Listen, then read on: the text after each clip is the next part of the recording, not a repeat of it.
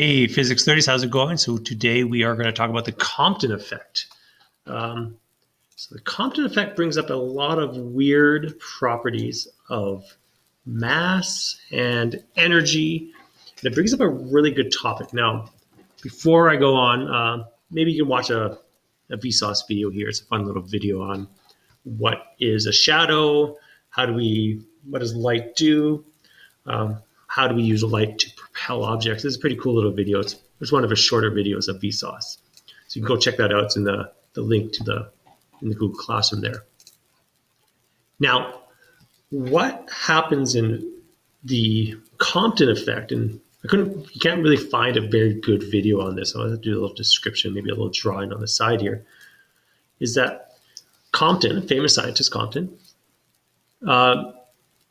is using his knowledge of particle physics, and that he's using the idea that light is a particle. If it behaves as a particle, here's my little light. I'm going to put a little wave in it because it acts as a wave as well, right? So you can draw these a little bit bigger. Sometimes you see them drawn like this or something, right? So there's my X-ray. So he's shooting an X-ray in his experiment. He's shooting an X-ray at a metal, more particularly at electrons within the metal, right? So he shoots at this electron, this little particle. This particle has mass. And what he noticed is that in this situation, this is different than, say, in the photoelectric effect, where the photon is absorbed by the electron completely and then is moved to the valence shell and ejected out of the metal, right?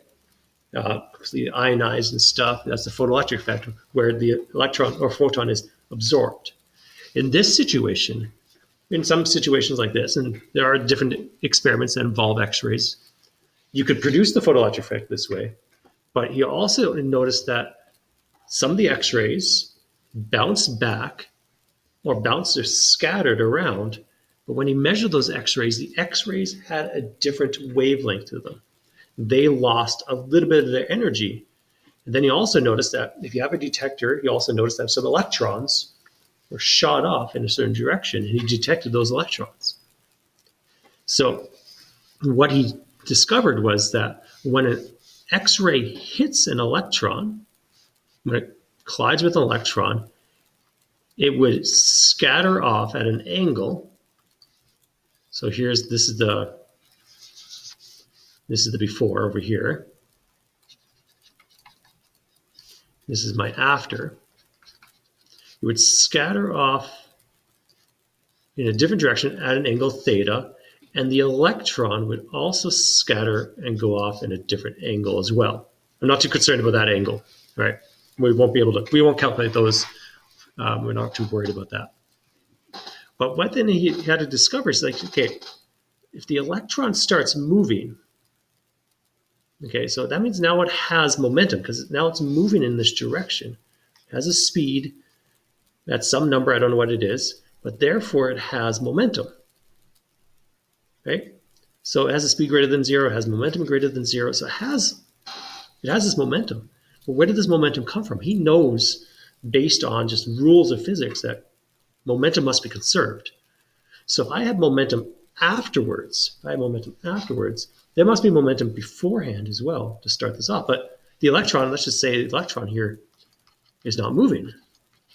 So where's this momentum coming from? Momentum has to be conserved. It's one of the fundamental rules of physics that we deal with. This is a very isolated system. Momentum is not being interjected from other sides or other particles. There's only two things: X-ray and electron. Or X-ray and some particle. It doesn't really matter what it hits. But that electron, the only thing that has mass in the system, remember, this is mass of an electron. Remember, to have momentum, I need mass. It's mass times velocity. That's the definition of momentum. It's mass times velocity. So this guy has mass, but this one over here, this is an X-ray. X-rays are massless particles. They don't have mass. It's light. Light doesn't have mass. It would be weird if light had mass, but it has none. It's just a wave. It acts as a wave. It has no mass. So it's a massless particle. So how can it have momentum? Because the momentum on this side, the total momentum, must still equal the total momentum on this side. And there is momentum on this side. We just go mass times velocity, and we get a momentum here. So there's definitely momentum afterwards. So there must be momentum beforehand too, right? So where does that momentum come from? It doesn't come from the electron. So he concluded that it must have come from the X-ray, right? And then what he noticed about the X-ray is that the X-ray, his energy of the X-ray was less. There was less energy in that X-ray. So here we have energy, because I can calculate the energy of these by H times F or HC over lambda. Then he noticed that over here, that the energy of this photon, the energy of this X-ray, is less than the energy of the initial X-ray. So it lost energy. Okay, so if it lost energy, but it also means it also gave energy to the electron, because the electron now has a positive kinetic energy. So, okay, that makes sense. Okay, so the photon loses energy, it gives it to the electron. Okay, that's conservation of energy. So that makes sense. So you can do that with X-rays and photons and mass particles, because you could just give a little bit of energy to each other, conservation of energy. But because you gave it kinetic energy, you gave it momentum, so there must be momentum in that X-ray. So this brings up an important property. It's like, how does it have momentum if its mass is 0? Right? How does this work? How do I do that? So he, and along with some of the famous formulas, just kind of started plugging things together. He just started discussing with other scientists, saying, okay, if you have no mass, does that mean you actually have no mass? If you're made of pure energy, what does that mean? So this brought up a good, important topic. This brings up a really nice, important topic. What is mass? What does it mean to have mass? Now, mass, if you go into future physics courses, and I'll just talk about it right now, mass is just energy. It's energy behaving in a way to give it the characteristics of mass, give it itself mass. It's vibrating those fields. It's vibrating a very particular field to give the property of mass. So mass is just energy. You are just pure energy. There's only so much of you that actually be considered a fundamental particle that actually has this mass to it. Most of your body is just energy behaving as if it is mass. There's a nice little video. I might show it to you later on. Maybe I'll put in the link as well. It just talks about how much do you actually weigh? How much of you is actually matter, right? Most of you is just energy behaving as if it's mass. So that's what he was saying. Say, if energy behave as mass, then mass can behave as energy. They're just the same thing. That means they can be converted between the two, and they can be converted between the two using a very famous formula. This formula, E is equal to mc squared. Now, this formula is a little bit more complex. There's more parts to it. You'll see there's this formula, E is equal to, mc squared here, squared. So that's the actual formula for E is equal to mc squared. Now, the reason we don't show the whole thing is because when we're talking about massed particles, they're usually not moving very fast, right? We're just talking about its rest mass. If I get rid of its rest mass, then I can get rid of the momentum part of this formula. I can cancel this part off. So the square root of a square, this just ends up being mc squared. Now, if it's moving really fast, I could ignore its rest mass and just talk about the other side of that, where E is equal to PC. And we'll see how that formula is also derived other ways. So let's get rid of this part here. So right now we're just dealing with our rest masses. These are... Mr. LaRouche, please dial in 263200. Okay. So let's see where we're at. We're at 9 minutes. Okay. So we're going to combine a few formulas. We're going to combine this formula. What I'm going to do with this formula here is I'm just going to rearrange it so that I can say, okay, things with mass could be converted to energy. Things with energy have an equivalence mass as well. So I could just rearrange this and say that if I have a very specific amount of energy, I could divide it by c squared, and that's how much equivalent mass I'm behaving like I have. So if you have lots of energy, you would have a very small amount of equivalent mass to yourself. Right? So even though you're pure energy, you could still be considered to have mass. You have an equivalent mass to yourself. Okay? So photons now have a mass, a very small mass, but they have a mass, equivalent mass. Even though they technically are massless particles, right? They have an equivalent mass to them. Parts of their energy are behaving as if they have mass. So now what we're going to do with this formula, we're going to now put this into our momentum formula. Momentum is equal to mass times velocity. I'm just going to get rid of the vectors on this one here because I'm not really too concerned about direction. If I am a massless particle, now this brings up another thing. If you have no mass, you have to travel at the speed of light. You have to travel at 3 times 10 to the power of 8 meters per second. If you have no mass, that's how fast you have to travel. I don't know if I already shared the video with you. We'll talk about massless particles. Well, particles always travel at the speed of light, no matter what. Doesn't matter if it's traveling through a different material or not. It's the wave function, the interference pattern that makes it look like it's slowing down. I think I've already showed that video to you, but maybe I'll link it again. Talk about how fast these particles are actually moving. But if you have no mass, you travel at the speed of light, so I can write this down and say, rather than mv, I write down mc, okay? Just because I have no mass, even though this formula has a mass in it. But I'm going to replace that mass with this part here. E is equal to E divided by c squared.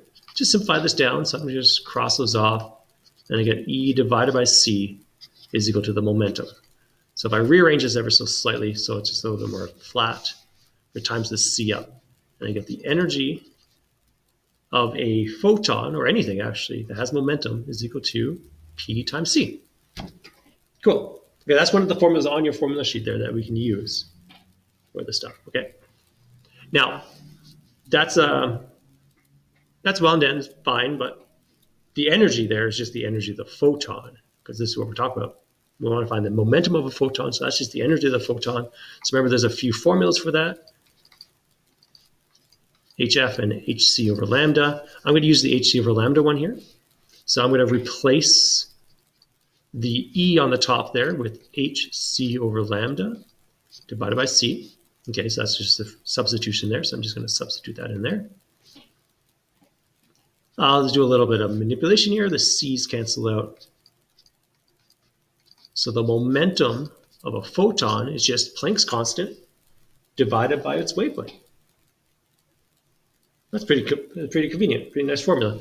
The energy of a photon is just its momentum times the speed of light. Or if you want to rearrange it, the momentum is just its energy divided by the speed of light. That's pretty nice and convenient too. Awesome. So those are two pretty important formulas to figure out what's the momentum of a photon and what's the energy of something that has momentum as well. So using those two formulas. Okay.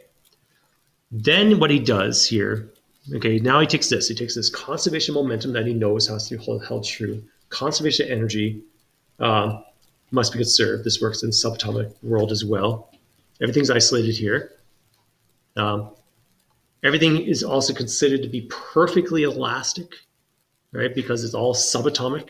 So it's all this kinetic energy, all this energy has to be conserved. So it's all in the subatomic world, has to be perfectly isolated and all perfectly elastic. And then what he does is he derives a formula. And we're not going to go through the derivation of this one because it is a bit tricky.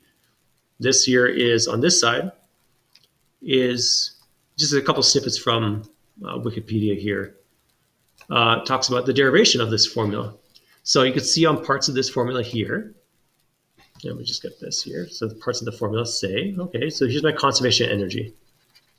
So you can see, talk about the conservation of the gamma or the X-ray. That's the photon. The conservation of the electron, or the energy, those two things added together have to be the X-ray and the electron afterwards. There's a conservation of energy there. Then in here, you can see here's the momentum of the X-ray beforehand, and the momentum of the X-ray and the electron afterwards have to be conserved as well. Cool. So all this momentum has to be conserved, all the energy has to be conserved. Then he's going to start putting these all together using the same formulas, HF, blah, blah, blah. You see E is equal to mc squared, the more complex formula, because things are moving pretty fast here, so we are going to have to use that. Put all this stuff in, rearranging the equations, going really, really crazy here, then adding some extra pieces here that involve angles because momentum is a vector, so we have to include those angles in there. Up here is just fine because this is just energy up here, so there's no angles in this one. Down here we got some angles, looking fine. Then all of this is being put together, all put together, put together, put together. Then we get this final formula down here, okay? Where it says H over mc times 1 minus cos theta is equal to the final wavelength, that's what the little prime stands for, minus the initial wavelength, so the change in wavelength. So that's the formula he derives. Just 1 second. Okay, so he derived this formula that says change in the wavelength. That's a weird thing to do. Okay, the change in the wavelength, which was at the final minus initial that he had there written on his formula, is equal to h divided by mc times 1 minus the cos of the angle of scatter. Okay, so a few things on this, and then we'll stop this video, and then we'll go to the next video for the examples. The mass here, unless otherwise specified, is always going to be an electron. He knows that on his little formula. He put a little ME on his formula. If I go over there, if I go down there, right down here, there's a little ME for electron, okay? The H that we have to use here always has to be the 6.63 times 10 to the negative 34 number, which is the only way that works out. It's also the same thing here. This H value here has to be the 6.63 times 10 to the negative 34 number as well. Right, for that one to be, for these formulas to work. So if you're going to use H for the momentum, anything with momentum has to be used that number. Okay, obviously that's the speed of light. And this angle, this is the angle of scatter, the scatter angle of the photon. Okay, and that's measured. So when we're thinking about the before and after situation, that's measured along its initial trajectory. So imagine the photon is going this way. It hits something here, so it collides with the electron. So then the photon will shoot off in this direction. That's measured from its initial line here. So that's measured from here, as if it were to go straight on through. So that's the measurement part. Okay, so if it doesn't hit anything, the angle would be 0, right? And 0, cos 0 is 1. 1 minus 1 is 0, then there'll be no change because it didn't hit anything, so it just goes straight on through. And as it keeps on hitting things, if it hits things at steeper and steeper angles, it gets deflected. It could actually get deflected backwards as well. So it can go straight across, hit it, and then deflect backwards. When it does that, then your wavelength is going to change. So the wavelengths on these two sides are going to change. Okay. One more thing about this is that the change, because you're losing energy, the wavelength will always increase because energy and wavelength are inversely proportional to each other. So I lose energy, I lose wavelength. Okay? Or so I gain wavelength. So wavelength always increases. So let's write that down. Always increases. This is always an increase of wavelength. Cool. Okay, I'll see you in the next video when we talk about examples of this, and then we'll get to De Broglie in the very last lesson. I'll see you then. Yeah, bye.